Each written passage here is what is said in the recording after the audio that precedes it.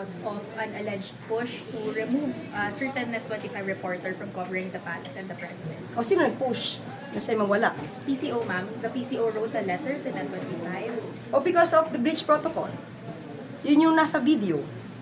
At kung maraming meme na lumalabas ng mga vloggers na ito'y patungkol sa akin, nakita nyo naman kung paano naman ako sumagot, paano ko naman siya entertainin. So, it's not about me, it's not about her. Siguro sa nangyari na sa video. Diba? Nakita nyo naman sa video. So, sa akin, anybody can ask me question. Diba?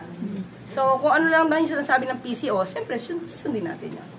So, I can accept any question. Basta, okay din sa PCO. Ma'am, so it's a category allegations of some netizens online na you were the one who allegedly lobbied for a certain reporter to be... Unang-una ba naman kung ilalabi na mawala ang isang reporter dito? Diba? Unless, meron talagang violation. Saka hindi ako po ang nagpapasya niya. Hindi naman din po ako yung secretary. So, hindi naman po ang may hawak ng maro.